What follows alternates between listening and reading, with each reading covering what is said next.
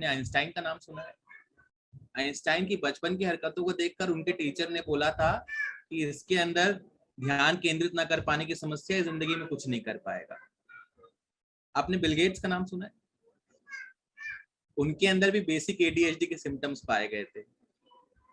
आपने यदि Michael Jordan का नाम सुना हो, जो ओलंपिक में बहुत अच्छे बास्केटबॉल प्लेयर रहे हैं, उनके अंदर भी एडीएचडी के सिम्टम्स पाए गए थे। आपने माइकल फिलिप का नाम सुना हो, जो ओलंपिक में बहुत अच्छे स्विमर रहे हैं, उनके अंदर भी एडीएचडी के सिम्टम्स पाए गए थे। और यदि आपने जॉन एफ कैनेडी, जो अमेरिका के 35th प्रेसिडेंट थे, उनके अंदर भी एडीएचडी के सिम्टम्स थे। रीजन सिर्फ ये था, ये लोग सक्सेसफुल हो पाए बिकॉज इन्होंने सिर्फ एडीएचडी पे फोकस नहीं किया, इन्होंने इस पे फोकस किया। यदि फॉर एग्जांपल किसी का एक हाथ काट दिया जाए तो वो बेकार हो गया, हम ये नहीं कह सकते। उसके पास एक हाथ और दो पैर अभी भी अवेलेबल है। You know, we have a mentality to feel pity on these people.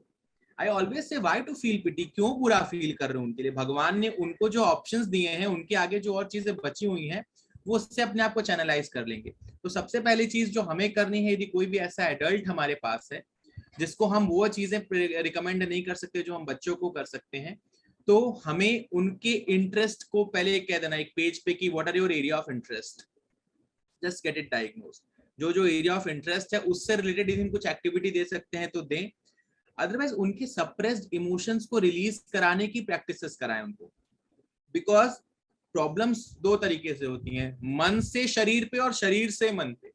तो इन दोनों परिस्थिति में उसके मन में, चूंकि छोटा बच्चा है तो बहुत सारी चीजें रिलीज कर सकता है, लेकिन यदि 35 इयर्स का एडल्ट है तो उसको इतना सेंस तो है कि वो सही नहीं कर रहा है, गलत कर रहा है, लेकिन बताएं किसको? तो जो सप्रेस्ड इमोशंस हैं, वो सारी चीजें रिलीज कराने की प्रैक्टिसेस हमें करानी चाहिए। हमें उससे ये कहना है कि तुम्हें वो करना है जो तुम्हें अच्छा लगता है, लेकिन थोड़ा थोड़ा वो भी करना है जो मुझे तुम्हारे करने से अच्छा लगे, बिकॉज जिसका बेनिफिट तुम्हारी हेल्थ पे, तुम्हारी सारी चीजों पे मिले। तो सप्रेस्ड इमोशंस को रिलीज कराने की एक्सरसाइज करानी है। मंडाला आर्ट बहुत हेल्पफुल है, लेकिन रीजन सिर्फ ये होता है कि ऐसे लोग एक जगह बैठना पसंद नहीं करते। तो हमको उनको ऐसे टास्क देने हैं जिससे वो बिजी ज्यादा रहें और थके जल्दी, लाइक स्केटिंग चलाना, है ना। लाइक यदि 30-25 की एज है तो वी कैन रिकमेंड स्केटिंग। हम उनको ऐसी चीजें कह सकते हैं जो उनका फेवरेट स्पोर्ट है, जैसे केतकी मैम ने कहा कि हम बास्केटबॉल प्ले करना नहीं बोलेंगे, बट विल से समथिंग जिसके थ्रू उनके अंदर इंप्रूवमेंट हो सके, उनकी एनर्जी चैनलाइज हो सके। एक बहुत मेजर चीज जो मैंने ऑब्जर्व की है और मैंने अपने क्लाइंट्स में इसको जो है रिकमेंड करके देखा है, दैट इज कि I suggest them to take consume omega 3। Omega 3 के कंजम्पशन से हाइपर एक्टिविटी डाउन होती है and the less consumption of sugar they can.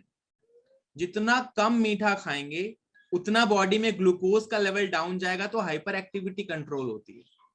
ठीक है, वो यदि पैर हिला रहे हैं तो हमें उनको, जब भी वो कुछ फिजिकल मूवमेंट करते हैं तो उनको अपने, फॉर एग्जांपल मैरिड है और उसने कहा मैं बात करते समय हमेशा शिवरिंग करता है तो मैं बात करते हिलाता रहता हूँ हाथ पैर, वी हैव टू से कि आपको अपने पार्टनर को या अपने बगल वाले पर्सन को सिर्फ इतना कहना है कि जब भी आप हाथ पैर हिला रहे हैं तो वो आपको टच कर दे। Touch sensation works.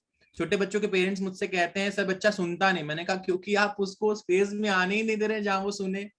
वो दौड़ रहा है, आप कह रहे रुक जाओ, तो वो तो एक और टास्क में बिजी है ना। जस्ट होल्ड, जेंटली होल्ड करके, क्योंकि टच सेंसेशन से हमारे जो हमारे जो न्यूरोट्रांसमीटर्स हैं वो एक्टिव हो जाते हैं। तो टच सेंसेशन से वो सुनाई देगा, वो समझ में आएगा जो हम समझाना चाह रहे हैं। सो ये चीजें की जा सकती हैं आने वाले समय।